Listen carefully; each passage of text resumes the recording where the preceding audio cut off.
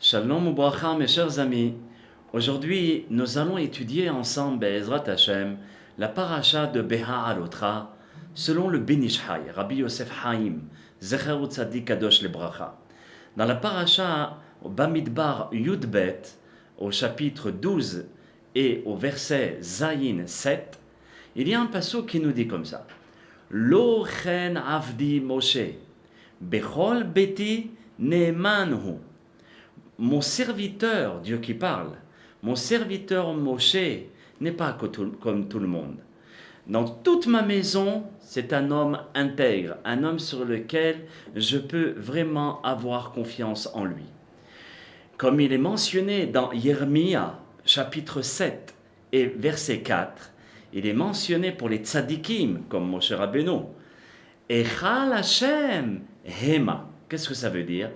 Que les tzadikim sont comparables à un sanctuaire, parce qu'ils sont le Mishkan, le sanctuaire de la lumière d'Akadosh Baruch Hu.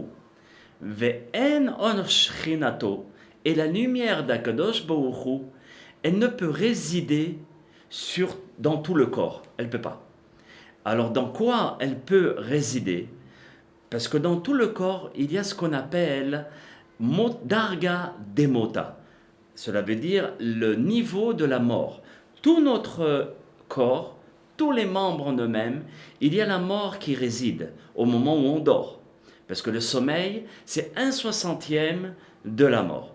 Donc, cette force peut s'installer dans toutes les parties de notre corps. Ce qui n'est pas le cas pour le cerveau et pour le cœur, qui malgré le sommeil, le cerveau continue à fonctionner et le cœur, les poumons, tout le système continue aussi à battre et à fonctionner. Donc cela veut dire que dans ces deux parties du corps, la Shekhinah, la présence divine, est logée.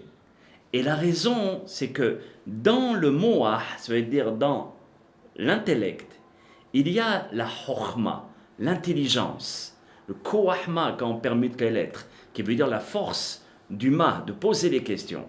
Et dans le cœur, qui est le siège du bina, du discernement. Comme il est marqué dans Patah Eliyahu Zachor Letov, Chokhma Moha, Bina Liba. Dans le Moah, il y a la Chokhma, et dans le cœur, il y a le discernement. Et il est su que la Chokhma et la Bina fonctionnent ensemble. Et ils sont tous les deux ensemble, ce qui fait l'équilibre d'un être humain. Un défonctionnement, malheureusement, prouve un déséquilibre. S'il n'y a seulement que le cerveau ou bien le cœur, ça ne va pas. Il faut les deux. Et c'est pour cela que le cœur et le moah, le cerveau, kahadan afkin, ils fonctionnent et ils sont vraiment l'un avec l'autre. Et aussi dans le cœur, qu'est-ce qu'il y a? La kavana, l'intention de tout ce que nous allons faire. Et dans le cerveau, il y a la pensée. C'est avec le cerveau que l'on pense.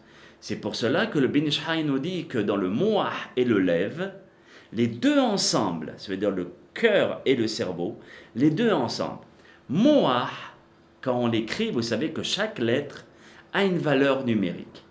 Et donc, lorsqu'on regarde la valeur numérique de moah, qui veut dire le cerveau, même c'est 40, Vav c'est 6 et Het c'est 8. Il écrit avec un Vav le moah.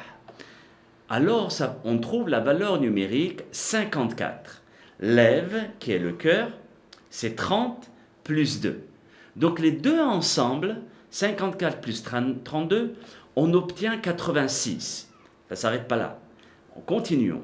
Dans moah et lev, moah il y a 3 lettres, même Het et Vav.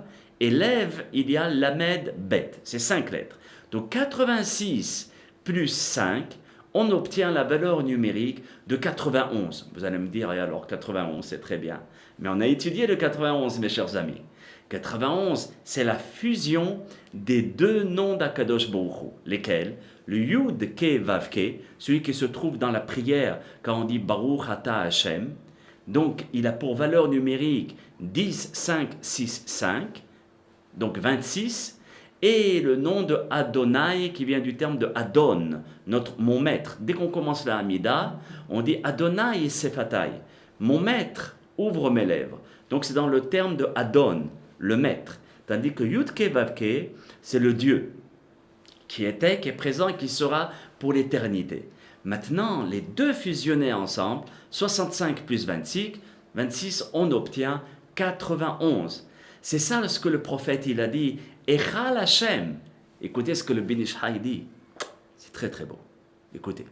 Echal a pour valeur numérique lorsque l'on dit que le cœur et le cerveau est le sanctuaire de Dieu. Et c'est seulement dans ces deux parties du corps que la Shekhinah, que la présence divine peut résider.